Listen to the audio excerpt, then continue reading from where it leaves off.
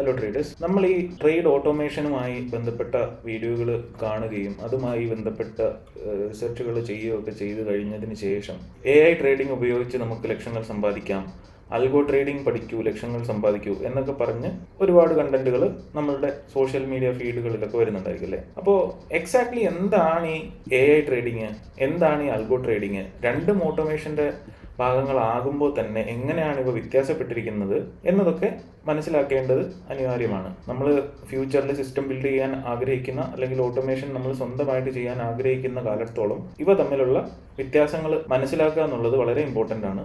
അപ്പോൾ നമുക്ക് നമ്മളുടെ ഇന്നത്തെ വീഡിയോയിൽ എന്താണ് അൽഗോരിതമിക് ട്രേഡിംഗ്, എന്താണ് ട്രേഡിംഗ്, എന്താണ് ഇവ തമ്മിലുള്ള വ്യത്യാസം എന്നൊക്കെയുള്ള കാര്യങ്ങളാണ് ചർച്ച ചെയ്യാൻ പോകുന്നത്. അപ്പോൾ നമുക്ക് നമ്മുടെ വീഡിയോയിലേക്ക് കിടക്കാം. ആദ്യം നമുക്ക് അൽഗോ ട്രേഡിംഗ് എന്താണെന്ന് നോക്കാം. നമ്മളുടെ ചാനൽ ഫോളോ ചെയ്യുന്ന ആളുകൾക്കെല്ലാം അറിയാമെന്ന് വിചാരിക്കുന്നു. അതായത് നമ്മളുടെ ഒരു പ്രീ സെറ്റ് ഓഫ് കണ്ടീഷൻസ് നമ്മൾ സെറ്റ് ചെയ്യുന്നു, മാർക്കറ്റിൽ ആ കണ്ടീഷൻസ് ഫുൾഫിൽ ആകുമ്പോൾ ട്രേഡ് എടുക്കുന്നു. അപ്പോൾ അതായത് നമുക്ക് ഈ ഒരു അൽഗോ ട്രേഡിങ്ങിനെ ഒരു പട്ടാളക്കാരനായിട്ട് വേണമെങ്കിൽ താരതമ്യം ചെയ്യാം. അയാൾക്ക് ഒരു സെറ്റ് ഓഫ് റൂൾസ് ഉണ്ടാവും, അയാൾക്ക് ഒരിക്കലും ആ റൂൾസിൽ നിന്ന് വ്യതിചലിക്കാൻ പറ്റില്ല. നമ്മൾ ഓൾറെഡി ഡിറ്റർമിൻ ചെയ്തിരിക്കുന്ന ആ ആജ്ഞകൾ അല്ലെങ്കിൽ റൂളുകൾക്കനുസരിച്ച് മാത്രമേ അയാൾക്ക് പ്രവർത്തിക്കാൻ പറ്റുള്ളൂ. ഇതുപോലെ തന്നെയാണ് ഒരു അൽഗോ ട്രേഡിംഗ് സിസ്റ്റം വർക്ക് ചെയ്യുന്നത്. ഇത് ഡിറ്റർമിനിസ്റ്റിക് ക്യാരക്ടറിസ്റ്റിക് ഉള്ള അല്ലെങ്കിൽ ഡിറ്റർമിനിസ്റ്റിക് ലോജിക് ഉള്ള ഒരു സിസ്റ്റം ആണെന്ന് വേണമെങ്കിൽ പറയാം. അതായത് ഇതിൽ കാണിച്ചിരിക്കുന്ന പോലെ if A and B then do C എന്ന് പറയുന്ന ഒരു മെത്തേഡാണിത്. അതായത് അതിനൊരു എക്സാമ്പിൾ ആയിട്ട് നമുക്ക് ചാർട്ടിൽ നോക്കാം. ഇപ്പോൾ ഈ ഒരു കേസിൽ ഇതിനകത്ത് RSI നമ്മൾ യൂസ് ചെയ്തിട്ടുണ്ട്. നമ്മളൊരു 9 പീരീഡ് മൂവിങ് ആവറേജും കൂടെ യൂസ് ചെയ്യണം. നമ്മൾ ബാക്ക് ടെസ്റ്റ് ഒക്കെ ചെയ്ത സ്ട്രാറ്റജി പ്രകാരം നമ്മുടെ റൂൾ സെറ്റ് ഫോർ എക്സാമ്പിൾ ഇങ്ങനെയാണെന്ന് വിചാരിക്കാം.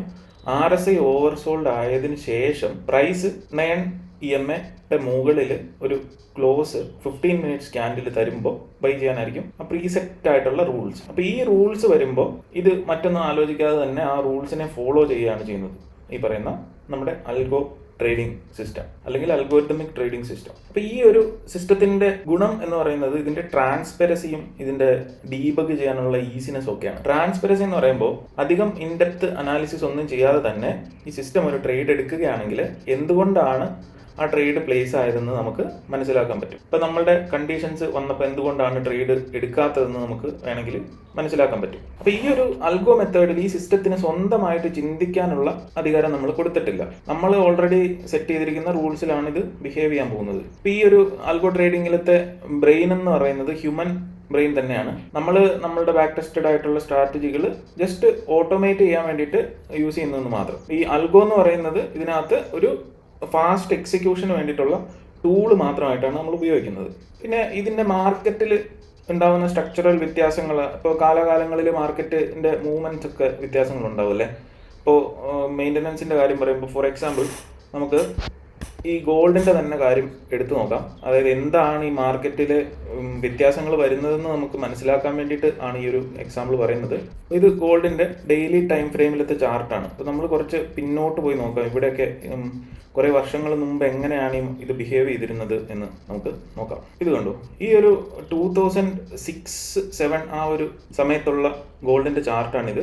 ഇതിനകത്ത് നമുക്ക് നോക്കുമ്പോൾ നമുക്കൊരു ഡെയിലി റേഞ്ച് ഒക്കെ ഇപ്പോൾ ഒരു വലിയൊരു ബുൾ ക്യാൻഡിൽ തന്നെ എടുത്തു കഴിയുമ്പോൾ ഇതിൻ്റെ ഡെയിലി റേഞ്ച് എന്ന് പറയുന്നത് എത്രയാണ്? ഇത് 468 ലോയും 478 ഹൈയും ആണ്. ഇത് നിങ്ങൾക്ക് കാണുമ്പോൾ തന്നെ മനസ്സിലാവും ഇത് നമുക്ക് താരതമ്യേന വലിയൊരു ക്യാൻഡിലാണിത് ആ ഒരു സാഹചര്യത്തിൽ. അപ്പോൾ അന്ന് മാർക്കറ്റ് മാക്സിമം മൂവ്മെന്റ് തന്നുകൊണ്ടിരുന്നത് $10 വലിയ മൂവ്മെന്റിൽ തന്നെ തന്നുകൊണ്ടിരുന്നത്. അപ്പോൾ അതിലും വലിയൊരു എക്സാമ്പിൾ എടുത്താൽ ഇവിടെ ആണെങ്കിൽ തന്നെ ഇത് 518 നിന്ന് 536 വരെ പോയി. അതായത് മാക്സിമം ഒരു $15-20 ഡെയിലി മൂവ് ആണ് ഗോൾഡിൽ 2006-2007 കാലഘട്ടത്തിലൊക്കെ നമുക്ക് കിട്ടാറുള്ളത്. പക്ഷെ ആ ഒരു സാധനം നമ്മൾ ലേറ്റസ്റ്റ് ആയിട്ടുള്ള സമയത്തേക്ക് വരുമ്പോൾ ഇവിടുത്തെ ഒരു ആവറേജ് ക്യാൻഡിലിൻ്റെ സൈസ് എന്ന് പറയുന്നത് തന്നെ ഒരു നല്ലൊരു ബുൾ ക്യാൻഡിലിൻ്റെ സൈസ് എന്ന് പറയുന്നത് തന്നെ 2983 മുതൽ 3085 വരെയൊക്കെയാണ്. അതായത് $100 ഒക്കെ ഡിഫറൻസ് ആണ്, അല്ലെങ്കിൽ $100 ഒക്കെ മൂവ്മെന്റ് ആണ് ഒരു ദിവസം സംഭവിക്കുന്നത്. അപ്പോൾ ഇത്തരത്തിലുള്ള മാറ്റങ്ങൾ കാലാകാലങ്ങളിൽ മാർക്കറ്റിൽ ഇങ്ങനെ വന്നുകൊണ്ടിരിക്കും.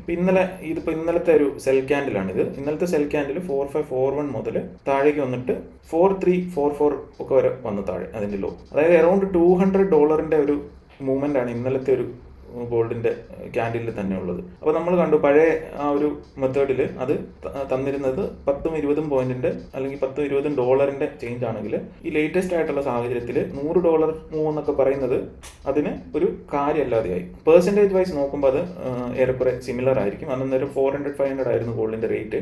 അപ്പോഴാണ് ഈ $10 ചേഞ്ച് വന്നിരുന്നത്. ഇത് ഇപ്പം നമുക്ക് 4000 ആണ്. അപ്പോൾ $200. അപ്പോൾ ഒരു ജമ്പ് അവിടെ വന്നിട്ടുണ്ട്. പെർസെൻറ്റേജ് വൈസ് ആണെങ്കിലും വന്നിട്ടുണ്ട്, ഡെയിലി മൂവ്മെന്റ് വൈസ് ആണെങ്കിലും വന്നിട്ടുണ്ട്. അപ്പോൾ ഇത്തരത്തിലുള്ള കാലാകാലങ്ങളിലായിട്ട് വരുന്ന മാർക്കറ്റിന്റെ വ്യത്യാസങ്ങളെ അഡാപ്റ്റ് ചെയ്യണമെങ്കിൽ നമുക്ക് ഈ അൽഗോ മെത്തേഡിൽ നമുക്ക് മാനുവലി പോയിട്ട് അത് അപ്ഡേറ്റ് ചെയ്യേണ്ടി വരും. രണ്ടാമത് ഇപ്പോഴത്തെ കറന്റ് മാർക്കറ്റ് കണ്ടീഷൻസിനനുസരിച്ച് അതിനെ നമുക്ക് അതിൻ്റെ റൂൾസ് റെഗുലേഷൻസ് ഒക്കെ അപ്ഡേറ്റ് ചെയ്താലാണ് അത് കൃത്യമായിട്ട് വർക്ക് ചെയ്യുള്ളൂ. അടുത്തത് നമുക്ക് AI ട്രേഡിംഗ് എന്താണെന്ന് നോക്കാം. AI വെച്ചാണ് നമ്മൾ ട്രേഡ് ചെയ്യുന്നതെന്ന്, AI ട്രേഡിംഗ് മെത്തേഡിലാണ് നമ്മൾ ട്രേഡ് ചെയ്യുന്നത് എന്നുണ്ടെങ്കിൽ ഈ AI എന്ന് പറയുന്ന ആ ഒരു സിസ്റ്റം നമ്മൾ AI ബിൽഡ് ചെയ്ത് ഒരു AI വെച്ച് ഒരു സിസ്റ്റം ബിൽഡ് ചെയ്തിട്ടുണ്ട്. ആ സിസ്റ്റത്തിന് ഫുൾ മാർക്കറ്റ് ഡേറ്റയുടെ പാസ്റ്റ് ഹിസ്റ്ററിയും പാസ്റ്റിൽ എങ്ങനെയൊക്കെ എന്തൊക്കെ സംഭവിച്ചു എന്നുള്ള കാര്യവും അതിനെ പഠിപ്പിക്കുകയാണ് ചെയ്യുന്നത്. അത് ഗ്രാജുവലി മാർക്കറ്റിൽ നിന്ന് ലേൺ ചെയ്യുകയാണ് ചെയ്യുന്നത്. അപ്പോൾ അന്നേരം വരുന്ന ഒരുപാട് പാറ്റേൺസും കാര്യങ്ങളും ഒക്കെ ഈ ഒരു പർട്ടിക്കുലർ സിസ്റ്റം തനിയെ മനസ്സിലാക്കി വെച്ചിട്ടുണ്ട്. തന്നെയുമല്ല ലാർജ് ഡേറ്റ സെറ്റുകളുമായിട്ട് ഇതിന് ആക്സസ് ഉണ്ട്. എക്സാമ്പിൾ ഇതിൻ്റെ news data, market sentiments, social മീഡിയയിൽ എന്തൊക്കെയാണ് ആളുകൾ ചിന്തിക്കുന്നത്, റീറ്റെയിലേഴ്സിൻ്റെ സെൻറ്റിമെൻറ്റ്സ് എന്താണ്, ഇത്തരത്തിലുള്ള നമുക്ക് ഒരിക്കലും ഒരു റൂൾ ബേസ്ഡ് സിസ്റ്റം വെച്ച് മിമിക് ചെയ്യാൻ പറ്റാത്ത തരത്തിലുള്ള കാര്യങ്ങൾ ഈ പറയുന്ന AI മോഡലിന് ആക്സസിബിൾ ആയിട്ടുണ്ട്. അതൊക്കെ അനലൈസ് ചെയ്തിട്ട് ഇപ്പോൾ ഇവിടെ ഈ ഒരു ഏരിയയിൽ മാർക്കറ്റ് നിൽക്കുമ്പോൾ ഈ AI മോഡൽ ചിന്തിക്കുകയാണ്, പാസ്റ്റിൽ ഇങ്ങനത്തെ ഒരു സാഹചര്യം വന്നപ്പോൾ ഇന്ന പോലെ വോളിയവും കാര്യങ്ങളും ഒക്കെ വന്ന് ഇതിൻ്റെ ക്ലോസ് ഒക്കെ ഇങ്ങനെ തന്നപ്പോൾ പിന്നീട് മുകളിലേക്ക് പ്രൈസ് പോകാനായിരുന്നു സാധ്യത, അല്ലെങ്കിൽ പ്രീവിയസ് ആയിട്ട് ഇത്തരത്തിലൊരു സാഹചര്യം വന്നപ്പോൾ പ്രൈസ് മേലേക്കാണ് പോയത്. പിന്നെ അതിൻ്റെ ന്യൂസ് കാര്യങ്ങൾ, ജിയോ പൊളിറ്റിക്കൽ സിറ്റുവേഷൻസ് അതുമായിട്ടനുബന്ധിച്ച് ഉള്ള ബയാസ് ഒക്കെ ഇതിന് മനസ്സിലാക്കാൻ സാധിക്കും. അപ്പോൾ അത് സോഷ്യൽ മീഡിയ മറ്റ് ന്യൂസ് റിലേറ്റഡ് ആയിട്ടുള്ള വെബ്സൈറ്റുകളിലൊക്കെ API കാര്യങ്ങളൊക്കെ വെച്ചിട്ടാണ് ഈ മോഡൽ അതിൽ നിന്ന് ഡേറ്റ എടുത്ത് അനലൈസ് ചെയ്യുന്നത്. അപ്പോൾ അത്തരത്തിലുള്ള കാര്യങ്ങളും കൂടെയൊക്കെ അനലൈസ് ചെയ്ത് കഴിയുമ്പോൾ ഇപ്പോൾ ഉക്രൈനിൽ അല്ലെങ്കിൽ ഇപ്പോൾ റഷ്യയിൽ എന്തെങ്കിലും കാര്യമായിട്ട് സംഭവിക്കുകയാണ്. അപ്പോൾ ആ ഒരു സാഹചര്യത്തിൽ വാർ വരുമ്പോൾ നമുക്കെല്ലാം അറിയാം ഗോൾഡിൻ്റെ പ്രൈസ് മുകളിലേക്കാണ് പോകാറ്. അതിന് മറ്റ് പല കാരണങ്ങളും ഉണ്ട് ഫണ്ടമെൻ്റലായിട്ട് തന്നെ. അപ്പോൾ അത്തരത്തിലുള്ള സാഹചര്യങ്ങളിൽ ഈ AI മോഡലിന് പ്രെഡിക്റ്റ് ചെയ്യാൻ പറ്റും പ്രൈസ് അപ്സൈഡ് പോകാനാണ് പ്രോബബിലിറ്റി കൂടുതൽ എന്നാണ് അത് സ്റ്റഡി ചെയ്യുന്നത്. അപ്പോൾ ആ സാഹചര്യത്തിലാണ് ഒരു ലോങ് ട്രേഡ് ഈ AI ട്രേഡിംഗ് സിസ്റ്റം വെച്ച് എക്സിക്യൂട്ട് ചെയ്യുക. ആൽഗോ ട്രേഡിംഗ് സിസ്റ്റങ്ങളെ അപേക്ഷിച്ച് AI ട്രേഡിംഗ് സിസ്റ്റത്തിൻ്റെ പ്രധാനപ്പെട്ട ഒരു ഗുണമെന്ന് സവിശേഷത എന്ന് നമുക്ക് പറയാവുന്നത് ഇതിൻ്റെ അഡാപ്റ്റബിലിറ്റിയാണ്. അതായത് നമ്മൾ മുമ്പേ എക്സാമ്പിളിൽ പറഞ്ഞു പാസ്റ്റ് ഡേറ്റയിൽ നമ്മൾ ടെസ്റ്റ് ചെയ്തിട്ടാണ് അൽഗോ സെറ്റപ്പ് ചെയ്യുന്നത്. പക്ഷേ മാർക്കറ്റ് കണ്ടീഷൻസ് മാറുന്നതനുസരിച്ച് നമുക്ക് മാനുവലി അതിന് അഡ്ജസ്റ്റ്മെൻറ്റുകൾ വരുത്തേണ്ടി വരും. എന്നാലാണ് പ്രോഫിറ്റബിൾ ആയിട്ട് മുമ്പോട്ട് പോകാൻ പറ്റുള്ളൂ. പക്ഷേ ഈ AI ട്രേഡിംഗ് സിസ്റ്റത്തിൻ്റെ കാര്യത്തിൽ ഇത് മാർക്കറ്റ് കണ്ടീഷൻസിനെ സ്വന്തമായിട്ട് തന്നെ അഡാപ്റ്റ് ചെയ്യും. അതിനകത്ത് വേറെ മോഡിഫിക്കേഷൻസ് മാനുവലി നമ്മൾ പോയിട്ട് ചെയ്യേണ്ട ആവശ്യമില്ല. അപ്പോൾ നമുക്കിത് രണ്ടും ഒന്ന് കമ്പയർ ചെയ്ത് നോക്കാം. അൽഗോ ട്രേഡിങ്ങിൽ ലോജിക്കൽ ടൈപ്പ് എന്ന് പറയുന്നത് പ്രീ ഡിഫൈൻഡ് ആണ്, നമ്മൾ പറയുന്ന റൂൾസിനനുസരിച്ചാണ് ഇത് ചെയ്യുന്നത്. AI ട്രേഡിങ്ങിലേക്ക് വരുമ്പോൾ ഇത് പ്രോബബിലിസ്റ്റിക് ആണ്. പ്രോബബിലിറ്റി കണക്കൂട്ടിയിട്ടാണ് ഇതിൽ ട്രേഡുകൾ എക്സിക്യൂട്ട് ചെയ്യുക. ഇതിൽ ഫിക്സഡ് റൂൾസ് റെഗുലേഷൻസ് ആയിരിക്കും.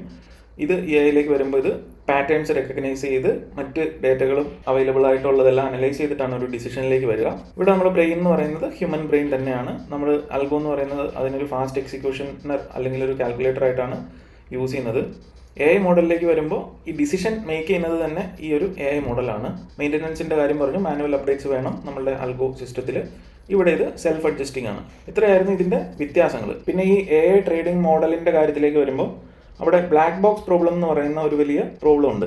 എന്താണെന്ന് വെച്ചാൽ ഇപ്പോൾ ഈ AI ട്രേഡിംഗ് എങ്ങനെയാണ് ഒരു ട്രേഡ് എടുക്കുന്നത്, അല്ലെങ്കിൽ എന്ത് കണ്ടീഷൻസ് വെച്ചിട്ടാണ് അത് ട്രേഡ് എടുത്തതെന്ന് നമുക്ക് മനസ്സിലാക്കാൻ പറ്റൂല. അതിന് വലിയ അനാലിസിസുകൾ തന്നെ വേണ്ടി വരും. എന്തൊക്കെ കണ്ടീഷൻസ് ആണ് വന്നപ്പോഴാണ് ഇത് ഈ ഒരു കാര്യം ചെയ്തത്. ചിലപ്പോൾ നാളെ അതേ കണ്ടീഷൻസ് വരുമ്പോൾ ഇത് ട്രേഡ് എടുക്കണമെന്നില്ല. ചിലപ്പം മാർക്കറ്റിൻ്റെ പുറത്തുള്ള ബാക്കി കണ്ടീഷൻസ് ഒന്നും മെറ്റ് ചെയ്യുന്നുണ്ടാവില്ല. അപ്പോൾ അത്തരത്തിലൊരു സോർട്ട് ഔട്ടൊക്കെ നമുക്ക് വേണ്ടി വരുന്ന സമയത്ത്, അല്ലെങ്കിൽ അത്തരത്തിലൊരു സ്റ്റഡി നമുക്ക് വേണ്ടി വരുന്ന സമയത്ത് ഇത് ബുദ്ധിമുട്ടാണ്. അപ്പോൾ അതുകൊണ്ട് തന്നെ ഈ ഒരു AI ട്രേഡിങ്ങിനെ നമ്മൾ ഫുള്ളി റിലേ ചെയ്ത് നമുക്ക് നമ്മളുടെ ട്രേഡിംഗ് ക്യാപിറ്റൽ മൊത്തത്തിൽ ഡിപ്ലോയ് ചെയ്യാനായിട്ട് കുറച്ച് റിസ്ക് ആണ്. പിന്നെ AI ട്രേഡിങ്ങിൻ്റെ കാര്യത്തിൽ മറ്റൊരു വിഷയമുള്ളത് ഇത് ഓവർ ഫിറ്റിംഗ് ആണെന്ന് വേണമെങ്കിൽ പറയാം. അതായത് പ്രീവിയസ് ആയിട്ടുള്ള ഡേറ്റ, അതായത് പാസ്റ്റ് ഡേറ്റയിൽ ഒരു പർട്ടിക്കുലർ കാര്യം നടന്നു എന്നതുകൊണ്ട് മാത്രം ഫ്യൂച്ചറിലും അത് അങ്ങനെ തന്നെ നടന്നോളുന്നില്ല. അപ്പോൾ അതാണ് ഇത് രണ്ടും തമ്മിലുള്ള ബേസിക് ആയിട്ടുള്ള വ്യത്യാസങ്ങളും സിമിലാരിറ്റീസും ഒക്കെ. ഈ ഒരു കാര്യങ്ങളിൽ ഞാൻ മനസ്സിലാക്കുന്നത് ഒരു ഹൈബ്രിഡ് അപ്രോച്ച് നമ്മൾ മുന്നോട്ട് എടുക്കുകയാണെങ്കിൽ അത് കുറച്ചും കൂടി നല്ല റിസൾട്ടുകൾ തരാൻ സാധ്യതയുണ്ടാവും. ഞാൻ ഈ AI ട്രേഡിങ്ങിൻ്റെ ആ ഒരു ഏരിയ ഇപ്പോൾ എക്സ്പ്ലോർ ചെയ്തുകൊണ്ടിരിക്കുന്നേ ഉള്ളൂ. അപ്പോൾ എനിക്ക് മനസ്സിലായ കാര്യങ്ങളാണ് പറയുന്നത്. അപ്പോൾ ഒരു ഹൈബ്രിഡ് അപ്രോച്ച് എടുക്കുന്നതാണ് നമുക്ക് നല്ലത് എന്ന് വേണമെങ്കിൽ പറയാം. അതായത് AIയെ നമ്മൾ ഒരു ഡിസിഷൻ മേക്കർ എന്നതിലുപരി നമുക്കൊരു മാർക്കറ്റ് കണ്ടീഷൻസ് ഒക്കെ മനസ്സിലാക്കാനുള്ള ഒരു ടൂളായിട്ട് നമുക്ക് നമ്മളുടെ ഓട്ടോമേഷൻ സിസ്റ്റങ്ങളിൽ യൂസ് ചെയ്യാൻ പറ്റും. അതായത് നമ്മുടെ AI സിസ്റ്റം ഇപ്പോൾ പറയുകയാണെങ്കിൽ ഒരു കാലാവസ്ഥാ നിരീക്ഷകനെ പോലെ നമുക്ക് കാണുകയാണെങ്കിൽ ഇന്ന് മഴ പെയ്യാതിരിക്കാനും സാധ്യതയുണ്ടെന്നൊക്കെ പറയുന്ന പോലെ ഇന്നത്തെ മാർക്കറ്റ് കണ്ടീഷൻസും ഇന്നത്തെ ന്യൂസുകളും മറ്റ് സെൻറ്റിമെൻറ്റ്സുകളും ഒക്കെ അനലൈസ് ചെയ്തിട്ട് ഇന്ന് മാർക്കറ്റ് ഒരു ബുള്ളിഷ് ലെവലിലേക്ക് പോകാനാണ് സാധ്യത എന്നിത് ഒരു പ്രോബബിലിറ്റിയിലായിട്ടിത് പറയുകയാണെങ്കിൽ അവിടെ നമുക്ക് നമ്മളുടെ അൽഗോ മെത്തേഡ് വെച്ച് റൂൾ ബേസ്ഡ് ആയിട്ടുള്ള കാര്യങ്ങൾ വെച്ച് നമുക്ക് ട്രേഡ് ലോങ് സൈഡിലേക്ക് മാത്രമായിട്ട് എക്സിക്യൂട്ട് ചെയ്യാൻ പാകത്തിന് നമുക്ക് ബിൽഡ് ചെയ്യാം. അപ്പോൾ അങ്ങനെ ചെയ്യുമ്പോൾ ഈ AIയുടേതായിട്ടുള്ള റിസ്കുകളും ഇല്ല, എന്നാൽ നമ്മുടെ അൽഗോ റൂൾ ബേസ്ഡ് സിസ്റ്റം ഉപയോഗിക്കുമ്പോഴുള്ള റിസ്ക് മാനേജ്മെന്റ് കാര്യങ്ങളും ഒക്കെ പ്രോപ്പറായിട്ട് നമുക്ക് ഫോളോ ചെയ്യാൻ പറ്റുകയും ചെയ്യും. അതുപോലെ തന്നെ AI ട്രേഡിംഗ് ഫോർകാസ്റ്റ് ചെയ്യുന്നത് ഒരു ഭയങ്കര ചോപ്പി ആയിട്ടുള്ള മാർക്കറ്റ് കണ്ടീഷനാണ്, അൺസർട്ടനിറ്റി ആണെന്നുണ്ടെങ്കിൽ അന്നത്തെ ദിവസം അൽഗോ ട്രേഡിങ്ങിനെ ട്രേഡുകൾ എക്സിക്യൂട്ട് ചെയ്യുന്നതിൽ നിന്ന് വിലക്കാനും അതുവഴി നമ്മളുടെ നഷ്ടങ്ങൾ കുറയ്ക്കാനും ഒക്കെ ഈ AI സിസ്റ്റം യൂസ് ചെയ്ത് നമുക്ക് നമ്മളുടെ ഓട്ടോമേഷൻ സിസ്റ്റങ്ങൾ ബിൽഡ് ചെയ്യാൻ പറ്റും. അപ്പോൾ കൺക്ലൂഷൻ ആയിട്ട് പറയുകയാണെങ്കിൽ നമുക്ക് നമ്മുടെ അൽഗോ ട്രേഡിംഗ് സിസ്റ്റത്തിന് ഒരു ദിശാബോധം നൽകാനായിട്ട് നമുക്ക് AI ഇൻറ്റഗ്രേറ്റ് ചെയ്ത് യൂസ് ചെയ്യാൻ കഴിഞ്ഞു കഴിഞ്ഞാൽ അത് നമ്മളുടെ ട്രേഡുകളെ കുറച്ചുകൂടി മെച്ചപ്പെട്ട രീതിയിൽ മുമ്പോട്ട് കൊണ്ടുപോകാനായിട്ട് സാധിക്കും, അല്ലെങ്കിൽ സഹായിക്കും. പിന്നെ ഈ നമ്മളുടെ അഡ്വർടൈസ്മെന്റുകളിലൊക്കെ വരുന്ന AI ട്രേഡിംഗ് വെച്ച് ലക്ഷങ്ങൾ ലാഭം ഉണ്ടാക്കാമെന്നൊക്കെ പറയുന്ന ആ സിസ്റ്റങ്ങൾ ശരിക്കും AI ട്രേഡിംഗ് മോഡൽ അല്ല എന്നാണ് ഞാൻ മനസ്സിലാക്കുന്നത്. അതെല്ലാം അൽഗോ ട്രേഡിംഗ് മെത്തേഡുകൾ തന്നെയാണ്. അത് ബിൽഡ് ചെയ്യാനായിട്ട് നമ്മൾ യൂസ് ചെയ്യുന്ന പോലെയുള്ള AI ടൂളുകൾ യൂസ് ചെയ്തിട്ടുണ്ടെന്ന് മാത്രമുള്ളതാണ് അതിനകത്തെ ഒരു വ്യത്യാസം. അല്ലാതെ ഈ AI ട്രേഡിംഗ് മോഡൽ എന്ന് പറയുന്ന സാധനം വലിയ ഡേറ്റ സ്റ്റഡികളും വലിയ തരത്തിലുള്ള ഡെവലപ്മെന്റ് കാര്യങ്ങളൊക്കെ വേണ്ട ഒരു മേഖലയാണ്. അതുകൊണ്ട് ഇനി ഇത്തരത്തിലുള്ള അഡ്വർടൈസ്മെന്റുകളൊക്കെ കാണുമ്പോൾ അതിലേക്ക് ക്ലിക്ക് ചെയ്യുന്നതിന് മുമ്പ് 2 വട്ടം ആലോചിക്കുക, അതിനുശേഷം മാത്രം ഒരു വൈസായിട്ടുള്ള തീരുമാനം എടുത്ത് മുന്നോട്ട് പോവുക. ഈ ട്രേഡിംഗ് എന്ന് പറയുന്നത് ഒരിക്കലും ഒരു ഭാഗ്യപരീക്ഷണം പോലത്തെ ഒരു മൈൻഡ് സെറ്റിൽ കാണേണ്ട ഒരു കാര്യമല്ല. പക്ഷെ നമ്മൾ പ്രോബബിലിറ്റിയും നമ്മളുടെ റിസ്ക് മാനേജ്മെന്റും റിസ്ക് റിവാർഡ് റൂൾസും ഒക്കെ വെച്ച് മാത്തമാറ്റിക്കലായിട്ട് തന്നെ നമുക്ക് പണം ജനറേറ്റ് ചെയ്യാൻ പറ്റുന്ന ഒരു കാര്യമായിട്ട് വേണം നമുക്ക് കാണാൻ. അതായിരിക്കണം നമ്മുടെ അപ്രോച്ച്. അപ്പോൾ ഇത്തരത്തിലുള്ള റൂൾ ബേസ്ഡ് സിസ്റ്റങ്ങളെ എങ്ങനെ ഓട്ടോമേറ്റ് ചെയ്യാം എന്നുള്ള കാര്യങ്ങളെ കുറിച്ചാണ് നമ്മളുടെ ചാനലിൽ ചർച്ച ചെയ്തു വരുന്നത്. വീഡിയോ മുഴുവനായി കണ്ട എല്ലാവർക്കും നന്ദി. മറ്റൊരു വീഡിയോയിൽ നമുക്ക് വീണ്ടും കാണാം.